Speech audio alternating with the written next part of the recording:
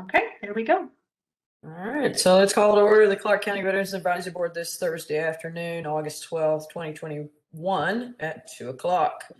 So with the flag in place, everybody please join me in the Pledge of Allegiance. I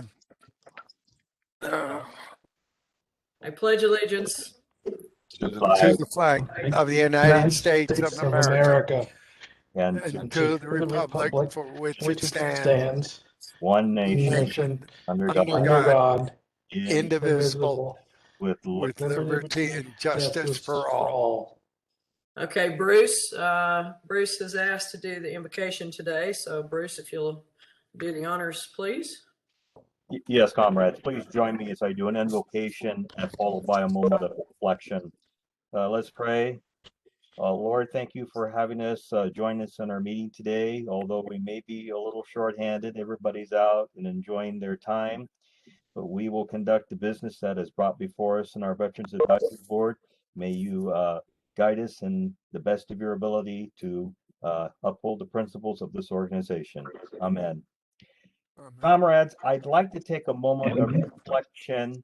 For those of you who remember, back in July, we had lost Clark County Sheriff's Deputy Jeremy Brown in the line of duty. As you all had a chance to read the bio on Jeremy, he was committed to his job, to his work, and to his community. It was also noted in his memorial service that Jeremy was a member of the United States Marine Corps and as a fellow veteran. So we salute Jeremy in his dedicated work to our community. Thank you.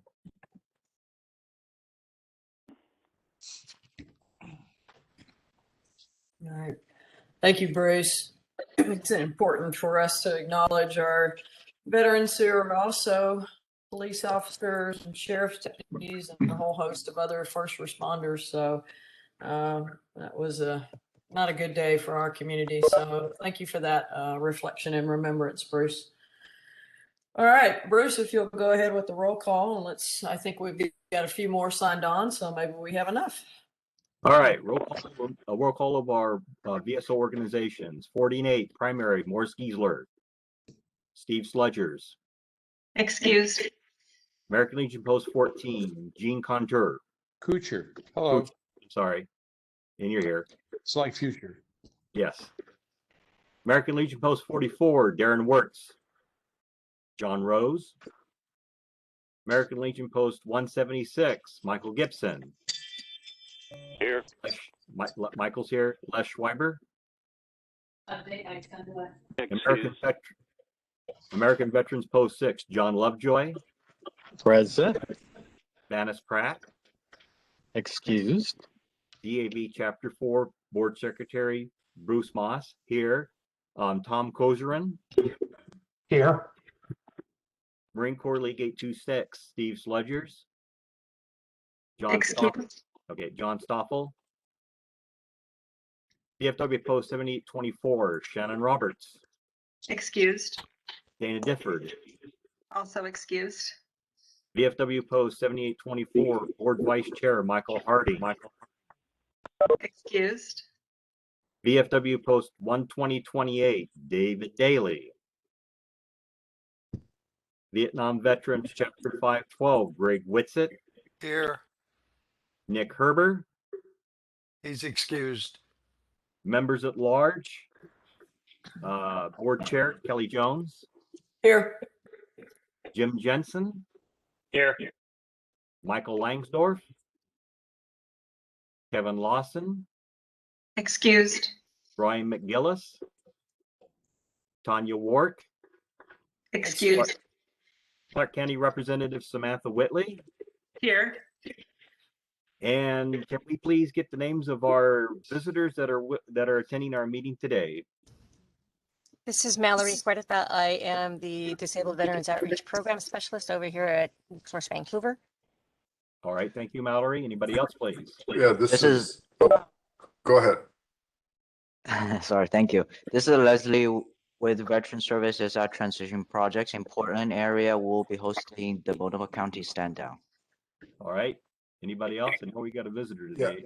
This is Andy Lexo, Lifeline Connections Veterans Engagement Specialist. All right, thank you, Andy. I know we have one other person here. Terry Graves, Cowlitz Indian Tribe, Tribal Veterans Rep. Hello, Terry, and welcome to our board. Anybody else? Judy Russell and Sharon Tyre from the Clark County Veterans Assistance Center. All right, thank you, Julie. Thank you, Sharon and Judy. Anybody else? Last call. All right, Madam Chair, did we get a full count of a quorum? Yay. Okay. And let's We move did. on into the approval of the July 8th, 2021 meeting minutes. Did anybody see any issues or concerns with those minutes? If not, I'll accept a motion to approve as written. Motion to approve. I have a second. Bruce Moss seconds. All right. All those in favor of approval? Aye. Aye. Any opposed? Nope. All right. Motion approved. Printed minutes approved as written. So since we don't have Chris Tabaman on here from Sea Roots, which is unfortunate because they're moving right along out there, and I don't want to steal his thunder. I keep up with it, know a little bit about it, know several of the board members, but Samantha, if he comes on, we'll pick him up later. If not, then I'll touch base with him and see if he can join us in September. So moving right along, Terry, we have Terry here from the Cowlitz Tribe Veterans Services. So I'm really excited to have you here with us today. So Terry, if you're ready, you can be next. Thank you. Thank you for the invite. We're just give you a little bit of a history with the Calisthenian tribe during the Indian Wars of 1850s. We didn't sign the treaty, the treaties that were presented to us. That would have created genocide for our people. So our chiefs didn't sign those treaties. And so you will see light-skinned natives as myself, and you will see that we're scattered to the 4 directions. We have currently I have 100, that I know of, 178 warriors, veterans in my area. We have pretty much the main chunk of them are up and down the I-5 corridor. A lot of them in the Thurston and Pierce County areas, but we also have Clark County, Lewis County, pretty much like I said, up and down the I-5 corridor. Initially, our veterans program was really just a bunch of volunteers coming together and trying to do things for the veterans, whether it was standing them up at powwows or doing functions. The first function that we actually did officially was about 2 years ago when we did a veterans luncheon at the casino at Elane. And with COVID and everything, as you know, has been pretty much put on hold. My position started in December. I'm a member of the health board, been very involved with the tribe for probably about all of my adult life, I guess you can say. And so my background is I was an Air Force medic, paramedic, park ranger at Mount Rainier, Grand Canyon. So I've been in one way or another emergency management, working at that again as a civilian medic as well. And so, and now I'm back at DuPont. So that's where they're housing the Warriors program. We titled it the Warriors program because we want to include our active duty that are also transitioning back to civilian life. And so we're using the term warrior to include our veterans and our active duty.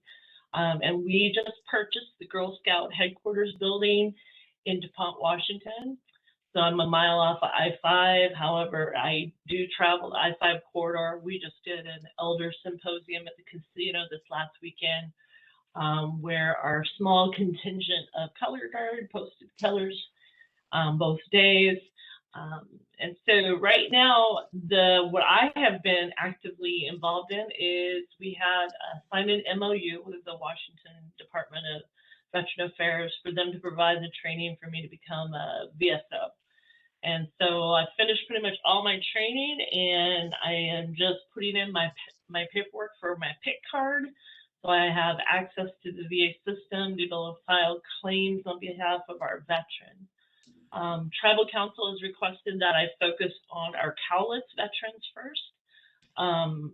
And so with that, I also include the spouses, veteran spouses of Cowlitz. So anybody that's married to a Cowlitz member, also helping them.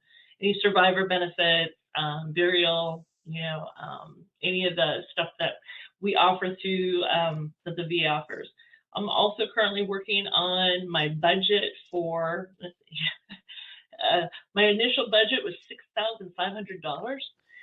And so now we're requesting funds to create a full project. My plan is to be able to do outreach with some of our elder veterans, also being able to hopefully provide vaccines for those that are homebound and can't get out to get their immunization.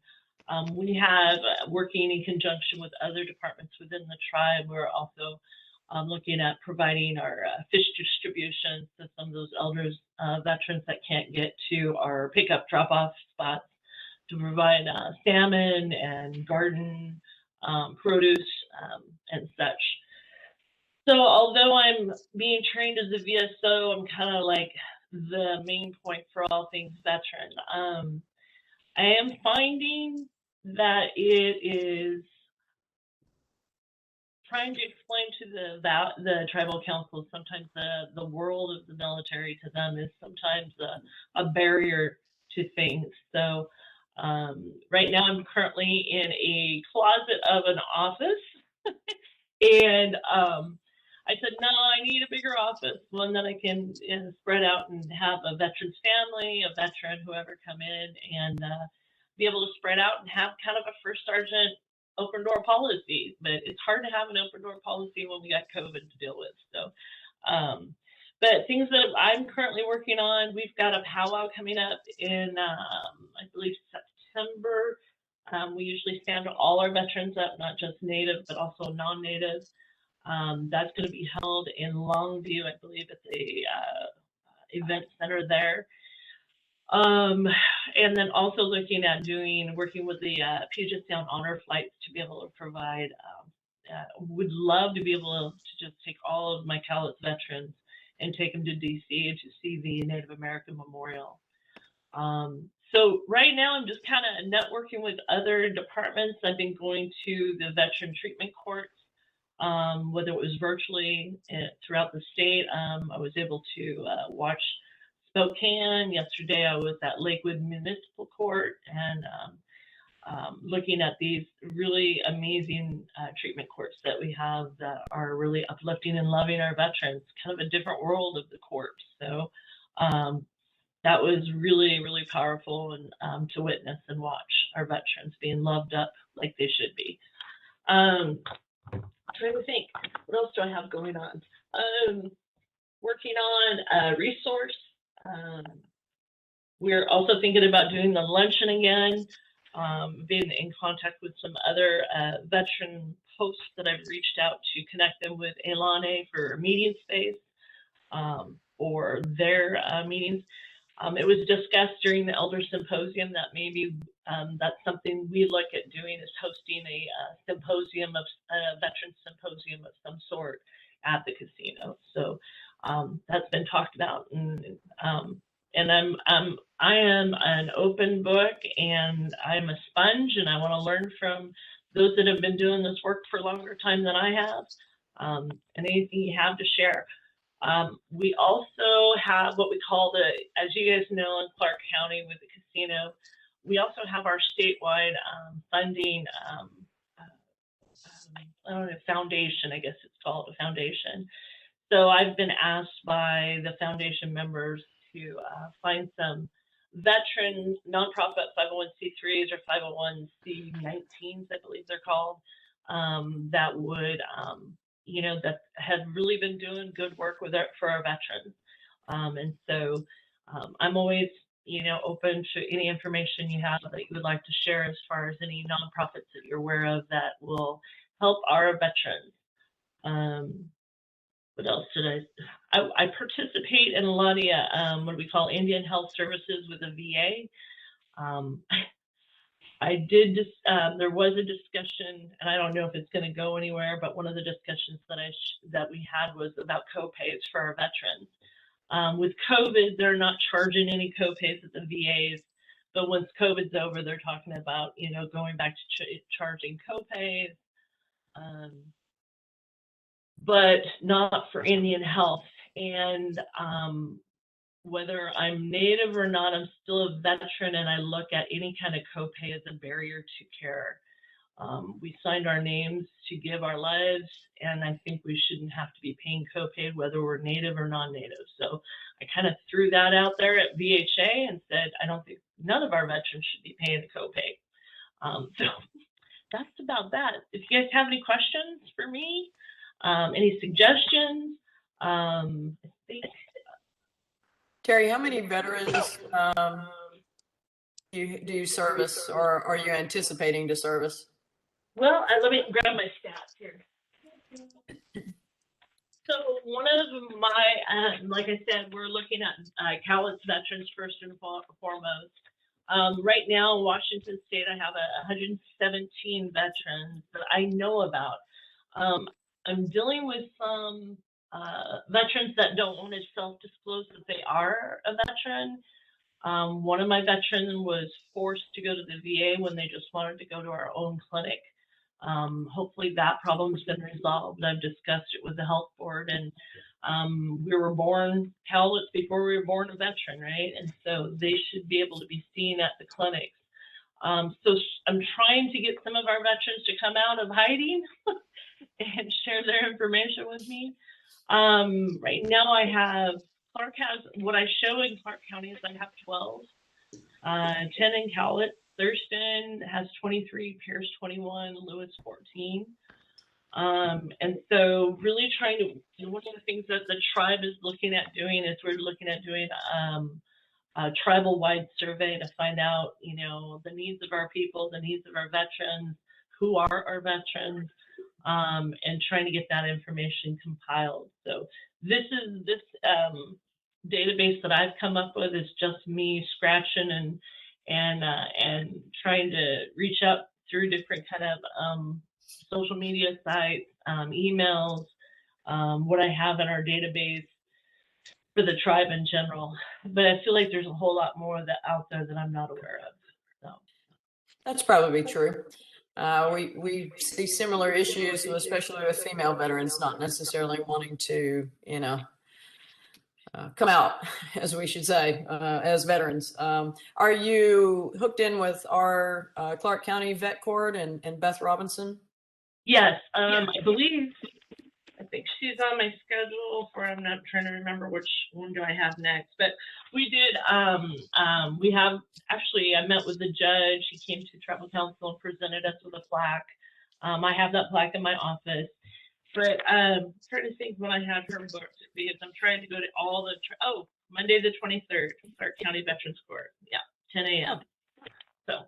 Awesome. Yeah, awesome. that's my plan. Yeah, Beth and the judge, they're just, I mean, that whole process is, like you said, I mean, that's something that's needed. I'm glad to see that. I'm glad that they added some of the felony pleas in there as well. So, you know, it's just the right thing to do. It's like all of the therapeutic courts, drug court, all of them. I mean, they're doing good things to put people back on track and not have all of these, you know, X's against them when they try to go back into the real world and adult again. We all know how difficult that is when you don't have any of those barriers. So when they have that, that's obviously an issue. So, our center, Judy and Sharon and everybody else there are subject matter experts as far as any resource available in this county and sometimes outside of our county. So if you're not hooked in with them, you will be after today. So please call on them or call on any of us for anything that you need. And we're excited to, you know, bring you guys into the group so we can see,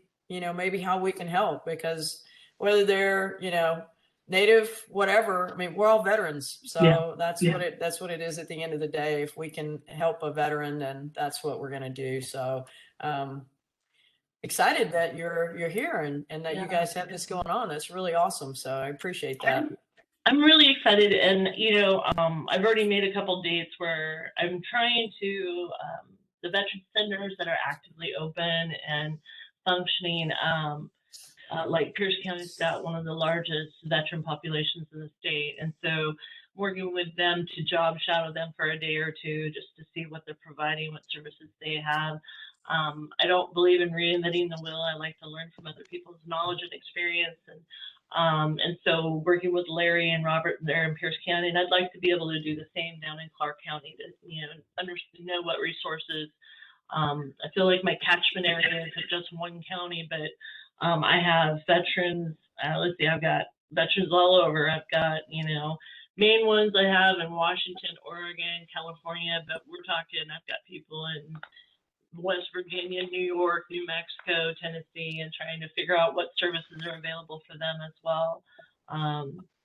Yeah, and so being able to job shadow would be great. I would love to come down and job shadow with somebody down there at the center. Also, like I said, if you guys have any resources that you really believe in as far as nonprofits that could use a little help, I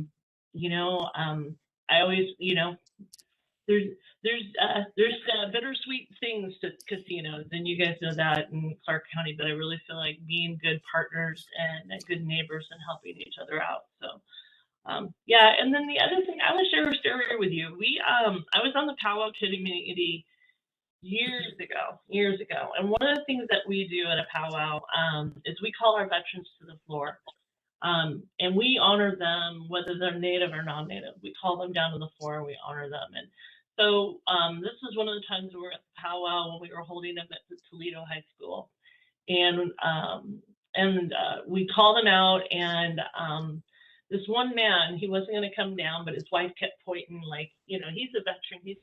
So we finally got him come down to the floor. And as each veteran is, they introduce themselves, where they served, what they did, if they were peacetime, wartime service, and if they're not native or non-native, what tribe they are in.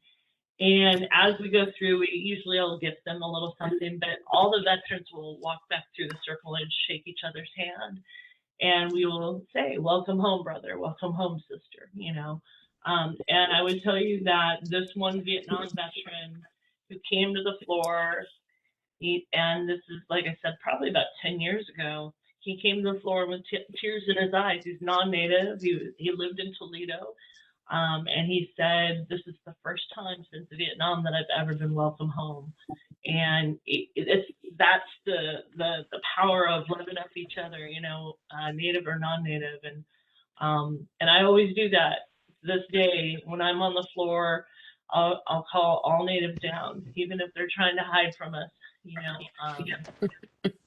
Governor Jay Inslee and we do this annual trip called the Tribal Canoe Journey, and depending on who's hosting is where our final stop is. But we stop and travel each village site, and Governor Inslee asked, he said, you as natives, you guys are the highest minority that serves in the military, but you have proportionately lower suicide rates. Why is that? And Uncle Phil Red Eagle said it's because of the ceremonies we do to honor and uphold our veterans and our warriors. In our old days, when we would send people off to battle, we would prepare them, and then when they come home from battle, we would do ceremony to brush off those acts of war, whether it's going to the river, and doing water ceremony or doing sweat lodge. We would take care of those acts of war before they come back to the village and affect the rest of the village with that work. And so I really believe in those ceremonies as far as making sure we're taking care of our veterans, native and non-native. I have to honor both worlds I walk in. So we have sweat lodge that we've offered. We'll, offer to our lodge brothers and sisters. We have a lodge up in Tukwila. We have a lodge down at outside of Toledo. And we have connection with other sweat lodge. Mike Lee has the sweat lodge at American Lake for our native brothers and sisters there as well. So we have connections, and I'd love to share whatever I can, and and download all your brains. Yes, Bruce. Thank Awesome. you. Terry, I'm a member of VFW Vancouver here, and we were just recently the recipients of a outdoor pavilion that was bequested to the Veterans Therapeutic Court, and it's now at Post 7824. Thank goodness we had a chance to get the foundation finally poured to get this project going. So if there's anybody in the community who's wondering what the heck's going on Andreessen Road with the VFW, it's a graceful gift from the tribe to our post. So I want to thank the tribe for doing that. At some point, we'll probably have a tribal blessing come out once the pavilion project is completed.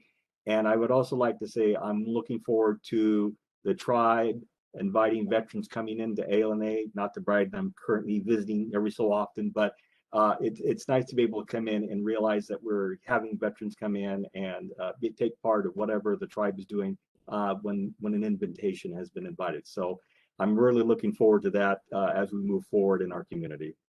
Oh, thank you. Thank you.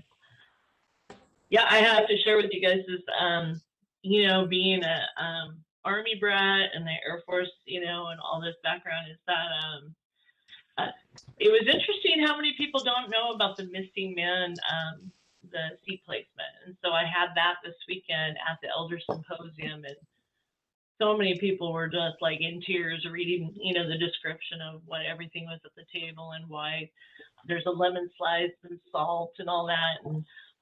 And now people are more aware of it. They're seeing them everywhere. I had one friend say, I saw a bunch of them. I never noticed it before.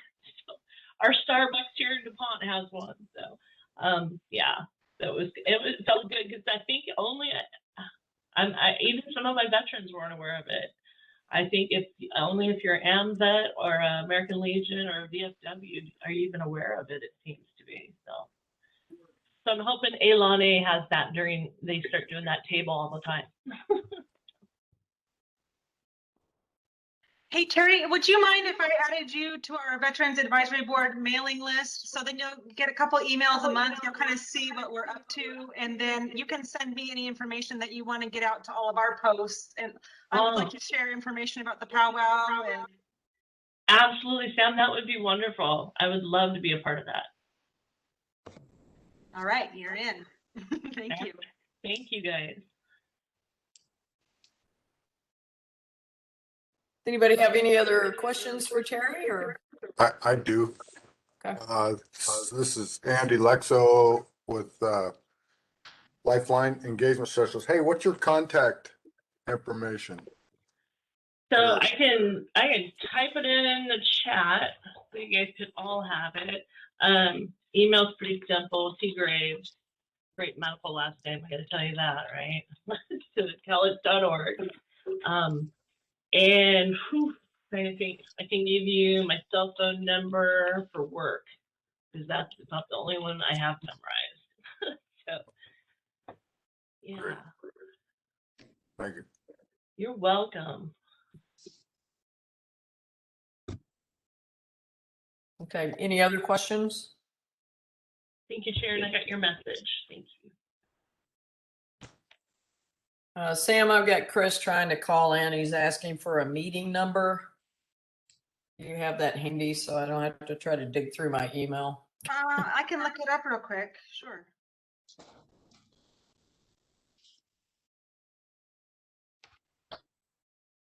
Not quite sure why he just can't go to the email on his phone, but anyway. Okay, are you ready? Yep. 146-739-3503. But if it asks him for the password, I don't know how he'll put that in on his phone. Hopefully that will just get him in. I don't know. Anyway, let's move along and then he can figure it out or not. You hear me? Who's Kelly? here? Yes. When I called in, I used that number that Sam mentioned, 146-739-3503. Okay. And then the other code I used was 773475#.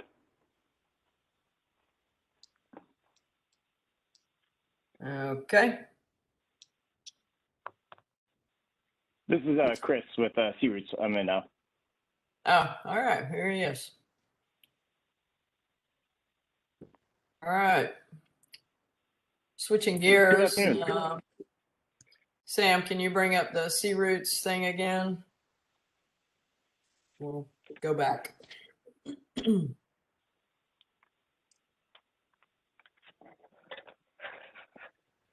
All right.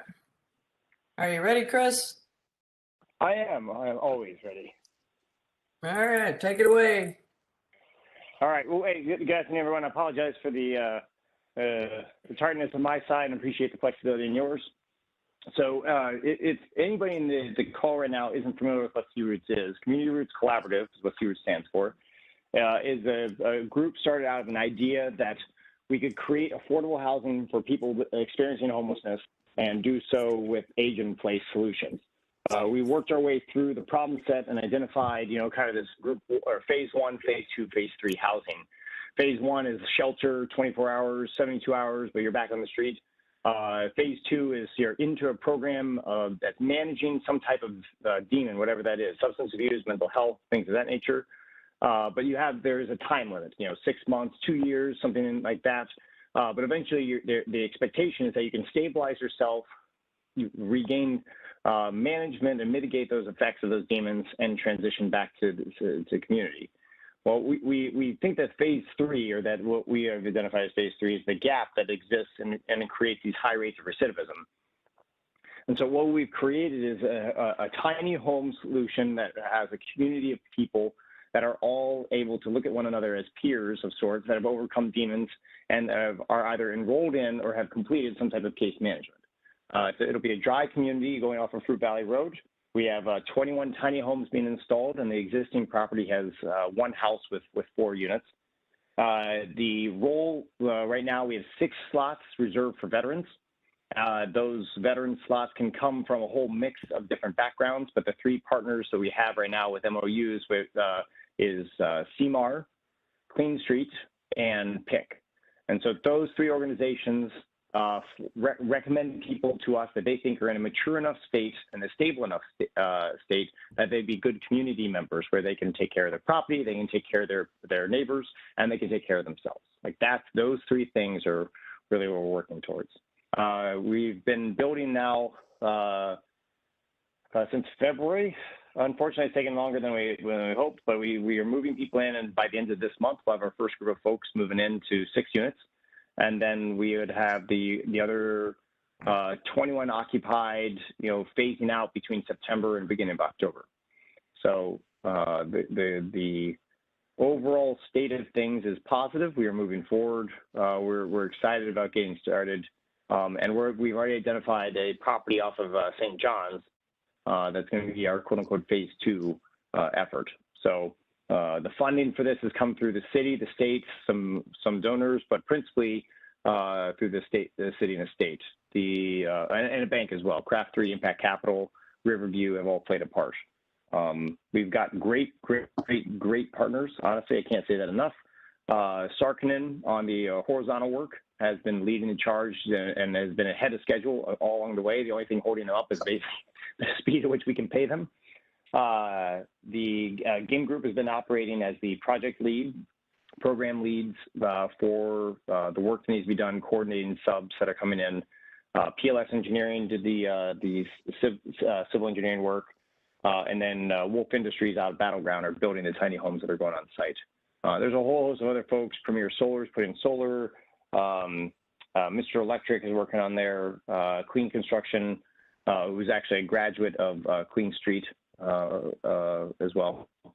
So it's a cool story to tell thus far. It's an experiment, and we know that full well. But with the veterans that we're helping this time, the veterans we're hoping to help in this coming property, it's going to be 50 units or so, 54 units. We're not trying to eat the elephant, but we're certainly taking bites every year from here on out.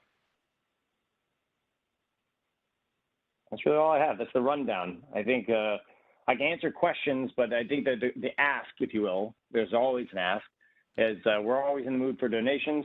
But more importantly, we need people to be aware of what we're doing, and we need assistance to keep the pressure on to leaders that this is an essential need of our community to have paths towards affordable housing that aren't that it might be outside of the norm. And I think that's where we're most interested in working together with the veteran community. I'm a veteran by trade. I'm a Marine Corps veteran. And if Kelly, do you want me to go into the Marine for Life stuff, or you want me to just cut it off and save time? You talk about whatever you want to talk about. Whatever we get to offer as resources is good for everybody here. Yeah. Well, we'll first close out the T-Root stuff. Are there any questions from the folks on the call? I know that there was Ron and I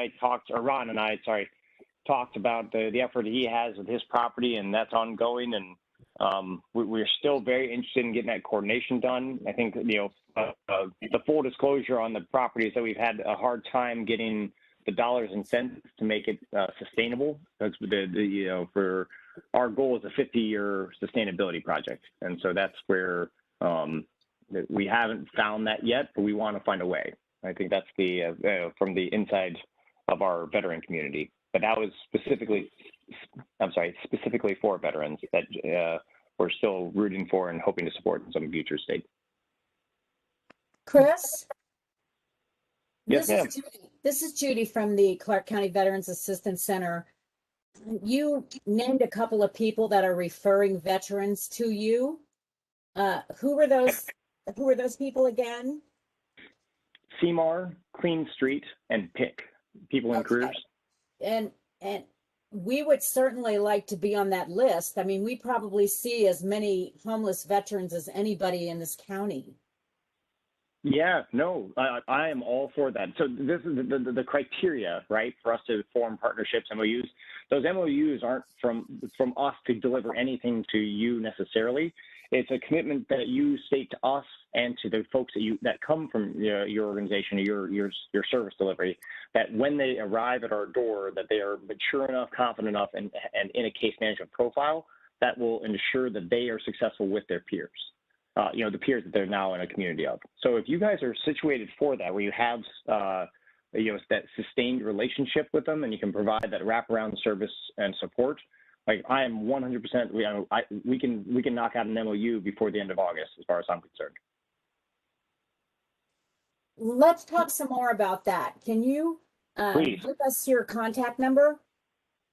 Yeah. So my cell phone number is the best way to get a hold. I'm the executive director. I'm on the board. I'm acting executive director until we get some more professionalism about the organization. But my cell phone number is 217-506-2749. And the team's email is team, TEAM, at c-roots.org. And that is coincidentally the same as our website. You can check it out, c-roots.org.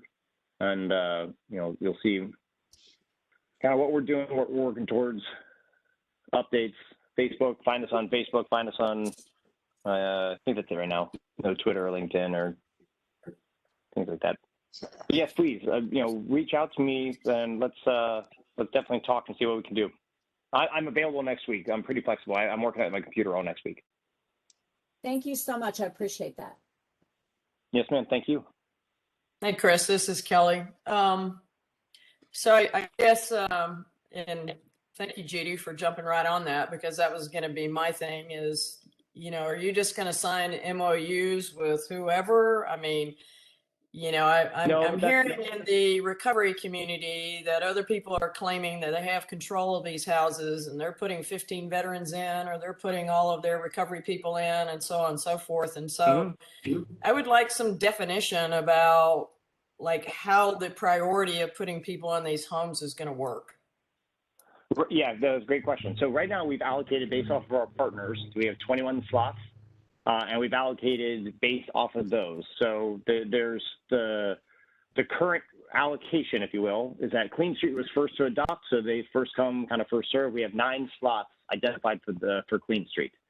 CMAR has an enormous population, but PIC has large enough to blow out our doors as well. And so it goes in that order. We have 8 slots for CMAR that have been identified, and the remaining 7 slots for PIC.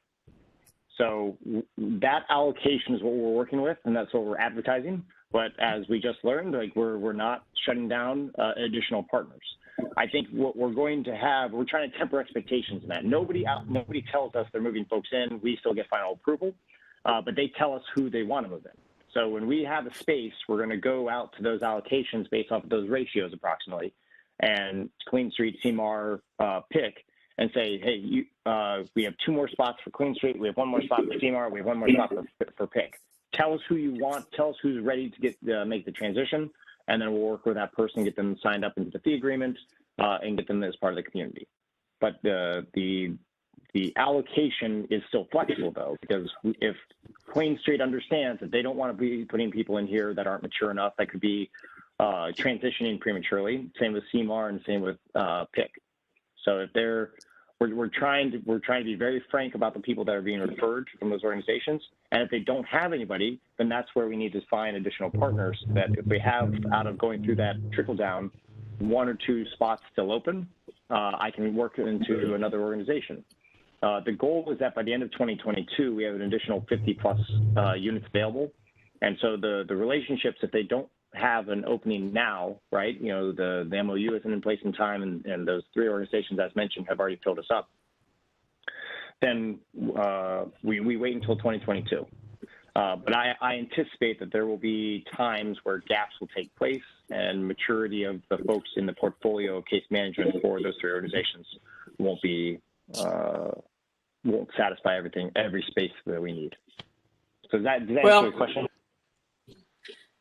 To a point. I will just caution you that I just spent the last several weeks with, you know, a very large group of individuals in the recovery community, and what's being put out in the recovery community is that, you know, certain people have control of these homes, and you have a lot of people thinking they're going into these homes and they're not necessarily associated with Clean Street. And my question would be, is Clean Street even still in existence as an organization, or do they just have a bunch of homes? So my concern is that, you know, as other organizations such as our center or whatever hear these things, you know, then people begin to question, is that really how it's working? So the transparency is going to be important, because if I heard it once, I heard it numerous times that somebody's in recovery meetings talking about they have control of these 21 homes and who's going to go in them. So I would just caution you that that's going to get out into the wider recovery community. It already has, because it was being talked about quite a bit during our event on Saturday. So I'm just, you know, I mean, we want a piece of the action, obviously, because we have veterans that need to go into these homes as well. So, I mean, you know, it's just a word of caution from my part. No, I would say, you know, so Jeff Talbot might be the person you're talking about. You know, let's try to be as transparent as possible here. Jeff doesn't have control of the properties. He is going to be operating as that's not who I'm talking about. Oh, okay. He's not saying that, but his brother is. Oh, got it. Well, I mean, this is the challenging part, right? Is that there's going to be a lot of folks that have perceptions that are going to be inaccurate, and those are going to be tough for us to get out there. I think what you've articulated to me is that we can put a Q&A piece on our website to kind of make this clear. And if there's ever any questions, like, you know, people might have a misunderstanding. I'm not accusing anybody of having ill will or doing misdeeds. But if they have a misunderstanding, you know, anybody can use my cell phone number, forward them back to me. I can be a reference for what is truth as of today, as best as possible. So yeah, I agree. It's exciting, and you know I'm on board, but I'm all about transparency, and I'm all about other organizations not getting shafted, especially when they weren't in the initial conversations or what have you. So just like I'm sure Judy didn't know this, and that's now why she's asking. So just the transparency of it, I think, is important, so that other organizations don't get upset about not having the opportunity to be able to refer. No, great point. I think we'll do a better job. We've been kind of a one-man band for a while, answering questions as we've had time. We only recently got the website kind of developed, but I think that's going to be a good medium to standardize the messaging, the community receives. And I think you're right. There are organizations like Judy brought, as a perfect example of that, are perfect candidates for this. I think the focus of effort for us, and this goes to Judy as well as for other folks, that if you have organizations that are appropriate, we are not taking individuals. We are not accepting individuals. We are not accepting individuals. So if anybody says they're moving in there without a case manager that's referring them to us that has an MOU, then it's not going to happen. So the MOUs that we have, you mentioned Clean Street, as an organization, we got their paperwork, their backup as far as being accountable with the state and the federal government. So we're working off of the basis that the case manager is the critical difference between housing first and what we're doing. So housing first is kind of the thing that I think has critical vulnerabilities with management and control of people's maturity coming to the property. And that's why we're kind of sticking with that case manager referral approach. Hi, Chris. This is Sam with Clark County, and I'm sorry if I missed this. So, because they must have a case manager, does that mean must they be transitioning from homelessness? Must they be a single adult household? And is it transitional housing or permanent housing? And what are the rents? Yep, perfect. So they have to have a case manager. Yes, it can be substance abuse, mental health. Are the two buckets of folks that are the communities that we're focusing on initially from a homeless background. They can have been housed in the past year, but they have to have come into a program from homelessness within that year or so time frame, and they have to have had an income of less than 30% of median income. So 30% of median income, I believe right now is like 18 or 19K. Like 18.8. So that is the objective evaluation. The housing itself is age in place, and so once they move in, if they, we have one of the gentlemen at our house now entered into Clean Street, exited, and is now working above board, paying taxes, and well above even 80% median income. The challenge with that, right, is we have a lot of people that aren't and that are asking for a space to live. But our pledge to the folks when they come in is that we won't boot them out as long as they're taking care of the property and the people around them. So our hope is that that this is a chance for people to not just gain the bare minimum and then get kicked out, but gain the bare minimum and beyond, and try to regain footing into a happy and productive lifestyle. And then as far as the rent goes, right now the target rent is $600 per month. So we do in our fee agreement reserve the right for a 10% increase, maximum of a 10% increase per year, and that's reserved for folks that have above 80% of median income. So once they're above 80%, then we reserve the right to raise it 10%, but only to the market rate. So it's $600 market rate right now for a studio apartment is like $1,100. So we'd have time to raise that, and that's not to say that we will. It's just we reserve that right. There is no deposit that's required. The case manager's word is our deposit of good faith. The utilities, the way the utilities are being run is it's being paid by C-Roots first and then reimbursed by the residents of the community.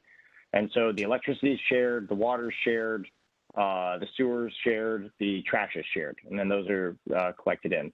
Broadband, we're running broadband to the property, so broadband will be shared. It's going to be, as an example, right?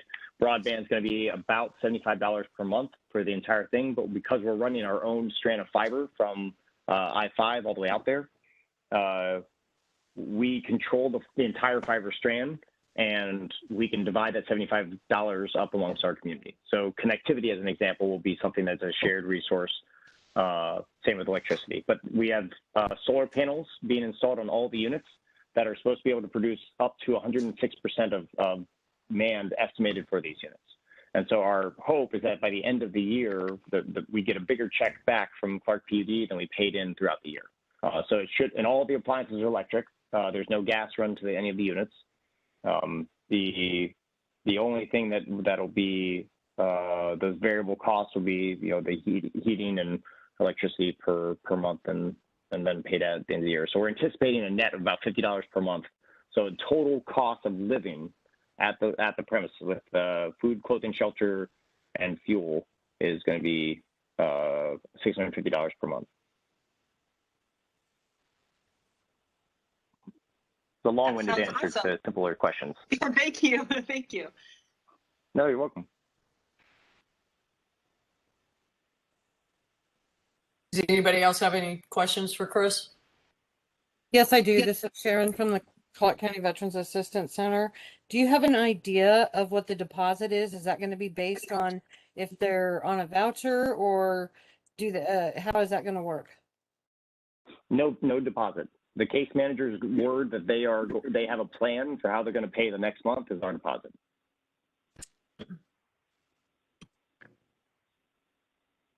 Is this And we know just full well we're going to get single- burned on that. That's just what we're starting with. Is this just for single men, or are families allowed, or single women? Yeah. Yep. So we have all the units are all the tiny homes. So there's 21 tiny homes. Those are all singles, but they can occupy up to a family of 3. So if you have a single parent, 2 kids, a couple with a kid, that type of arithmetic, those work. There's a loft in half of the units that would allow for a bunk bed. Now, we can't say that that's necessarily you should put your kids up there or whatnot, but that's for the families to figure out. The other ones without the bunk bed, the other half are ADA accessible, so there's no loft above. But there is space for a queen bed. And so again, families are permissible in there if they accept those conditions where they have a queen bed space, right? They can live there. We also accept families, and we are seeking families. And so, if anybody's talking with PIC or Clean Street or CMAR right now, look it up. We have the greenhouse that's there now. It was the old rail house that we converted into an actual house.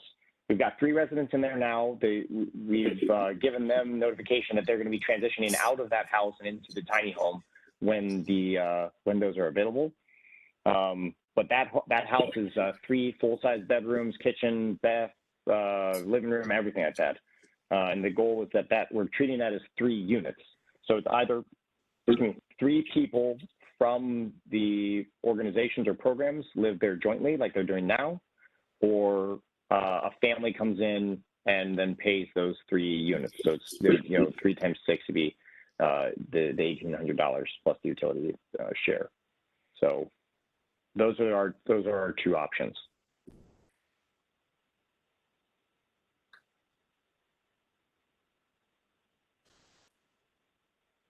Any other questions?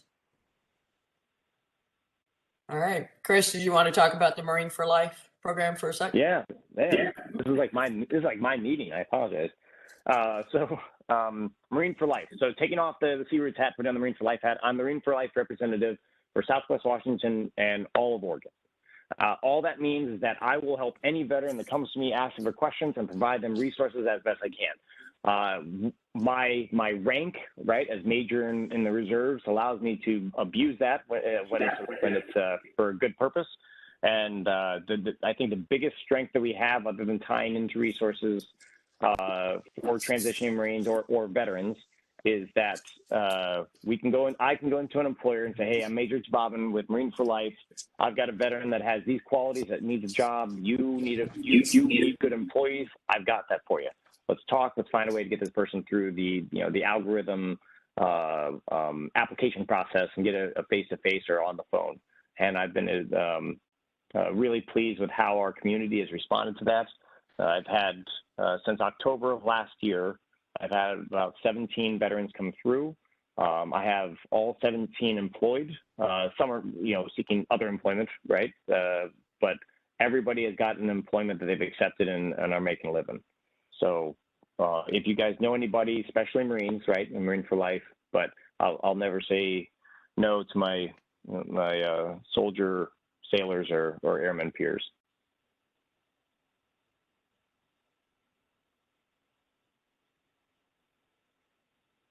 And if you need to get hold of that, I gave you my cell phone number. It's the same thing, but the Marine for Life email is M4L, So Mike for Lima, Papa Delta X-ray PDX. So M Marine for Life PDX @gmail.com. And you can find me on LinkedIn as Marine for Life Portland. That's technically where I'm out of.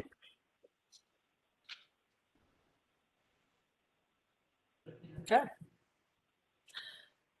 Awesome. And Chris, as you have whatever information or events that you can, share with the group, if you could email those to me or Samantha or whatever, we can put those things out. I mean, we have a lot of former board members that are involved with a lot of things with Marine veterans in the community, so that might assist them as well. So, No, anybody have any other questions? Okay, Chris, do you have anything else? Parting shot is that we have a ribbon cutting September 23rd for the Community Roots property. All are invited. It's scheduled for 10 o'clock in the morning. Denny Heck, who is the Lieutenant Governor for the state of Washington, he'll be there. He's actually the godfather of the grandson for the folks we bought the property from. So it's kind of this weird small loop. But everybody on this call, everybody in the community is invited to that event. There'll be more information on our Facebook page coming out. And I look forward to taking as many calls or emails as you guys have after the fact. Thank you for the time. Awesome. Thanks, Chris. Appreciate the update. Thank you, Sergeant Major. All right. Moving right along. So, Leslie, we have you online still, correct? There we go. Portland stand down on the transition projects. So take it away. Yeah, thank you. I didn't realize this meeting goes beyond 3 p.m. So I will probably need to make it shorter. Sorry, I do have another meeting scheduled right after this. So for the Portland stand down, it will be happening on Friday, September the 10th from 9 o'clock to 2 o'clock in the afternoon. And if you know of any service provider who's interested in attending the event and who hasn't yet registered, I will send the registration link in the chat. Give me 1 second.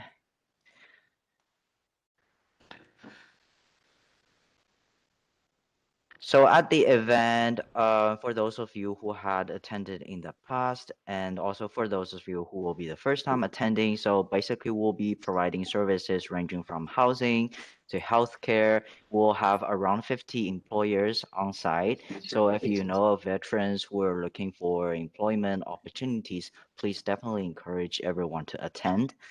There will be screening on site, so veterans will be able to know for sure what services they will be getting by the time they are done with the event. So if you are a provider or if you are a donor who's interested in contributing, please also visit our website. There will be more information, or feel free to send me an email and I can get you in contact with our development team who will be responsible for all the admin side of the event.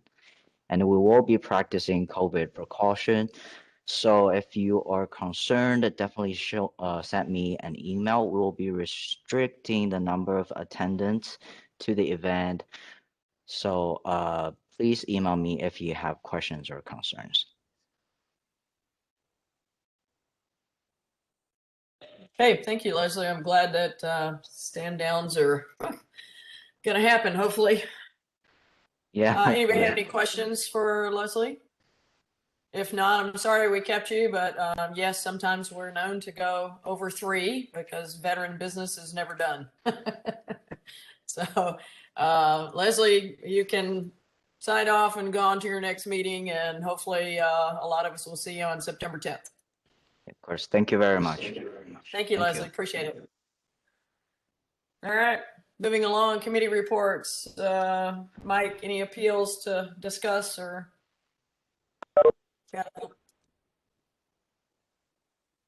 Unmute.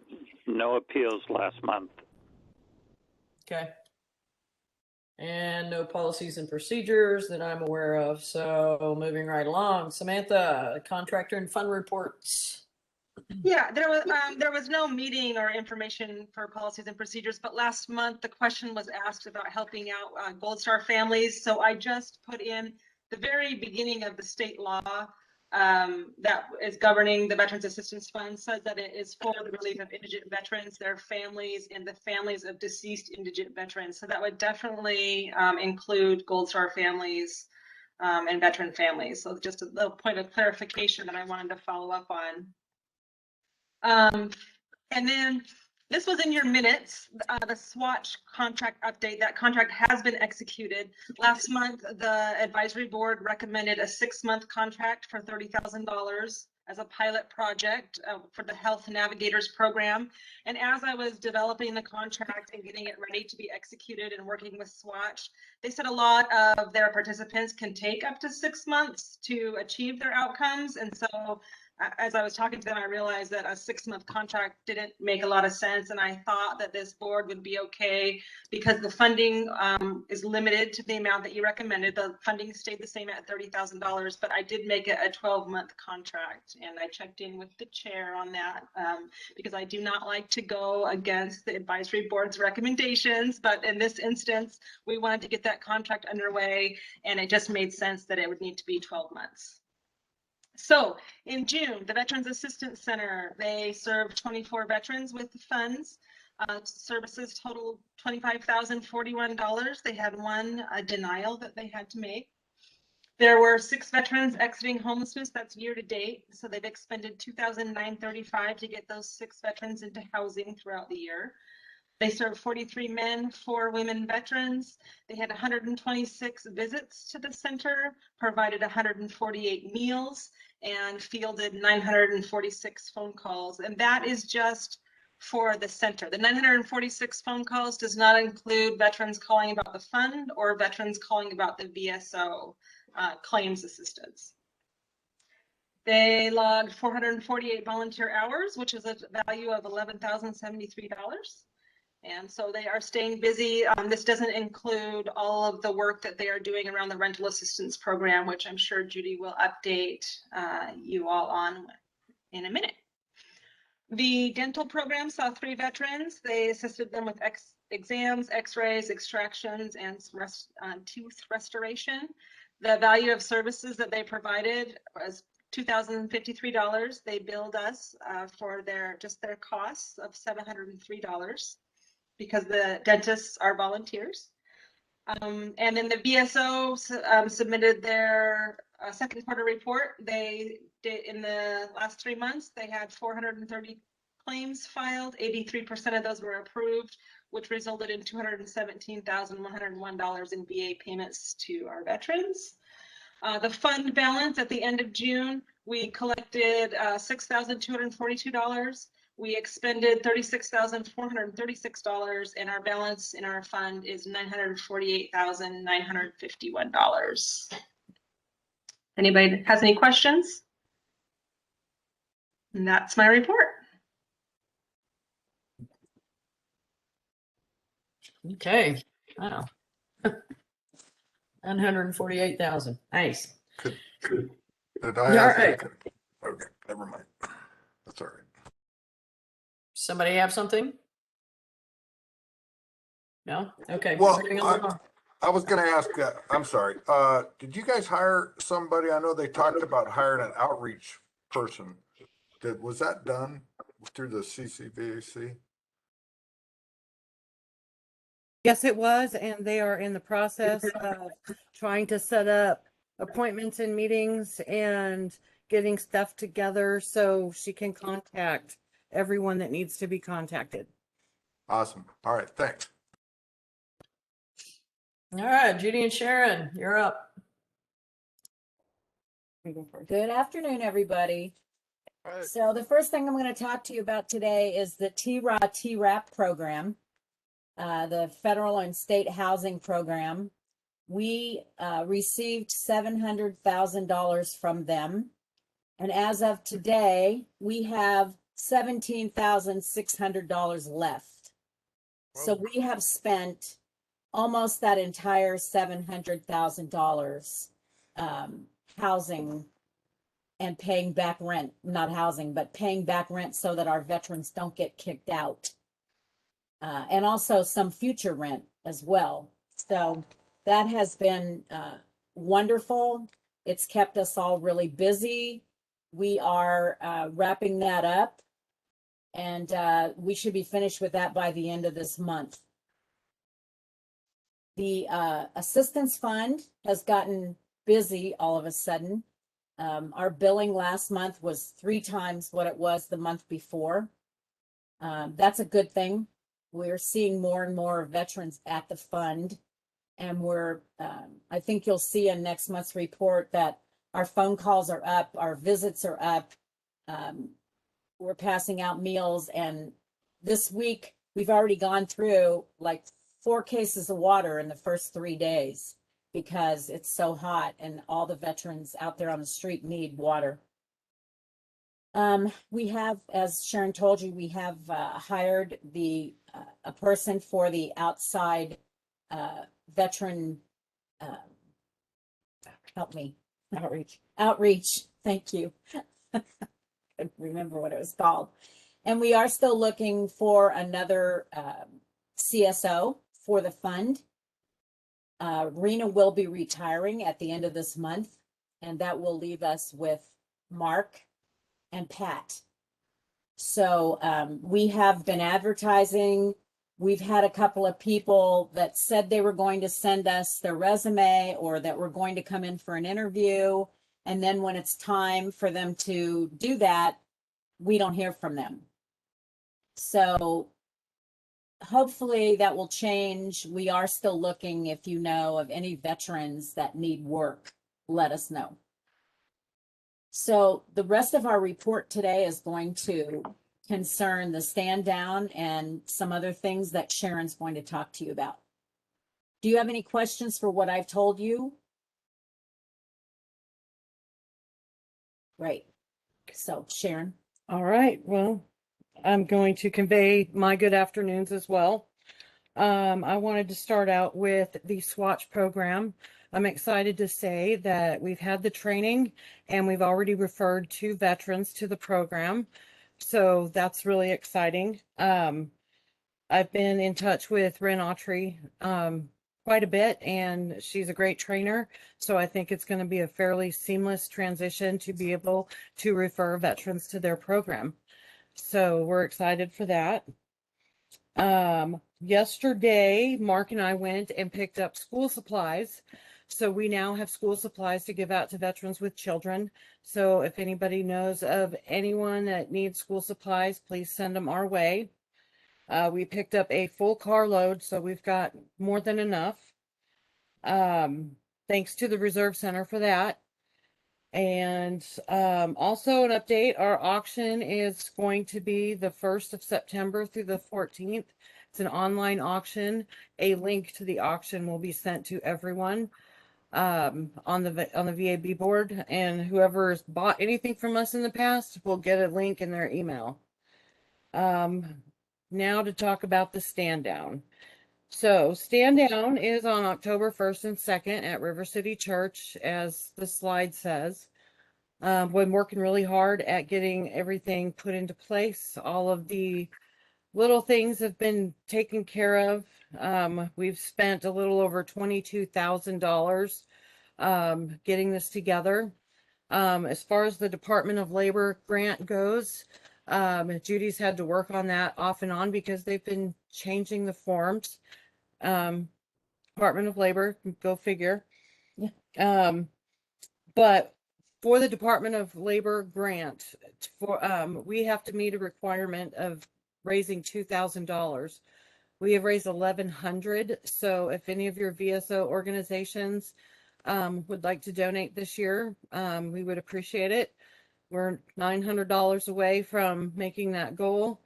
And we need to raise those funds. So if you could go back to your organizations and ask, that would be great. That's pretty much, I've got, I think 9 vendors, providers signed up so far. So I have room for a few more. We're only going to be able to do 20 this year. So Sorry. Our phones ring off the hook all day long. So if you know of any providers that might want to be a provider at our stand down, please let us know. Do I have any questions about any of the things that I've just talked about? Sharon, I was curious, so is the $2,000 has to be private donations and can't be local commitment? It can be local. It can be local commitment. We've always typically raised 2,000 plus. Yeah, normally we have raised over 2,000.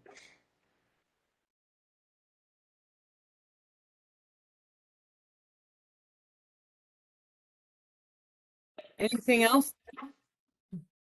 What's the deadline for that 2,000?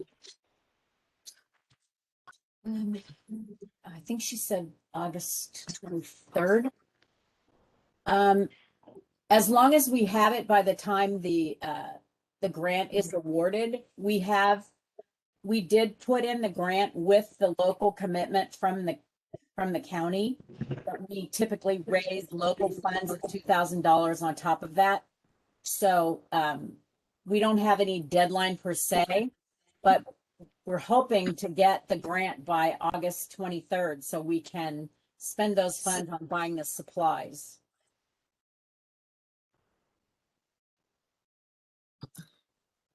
So I do have a question. That would be, who would the funds be made to then? Would that be to CCVAC? Correct. That is correct. Okay, thank you. Thank you. Anything else?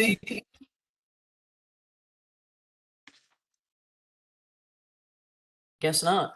All right. All right. Thank you, everyone. Thanks, guys. Appreciate it. All right, moving along. Any old business that we need to revisit?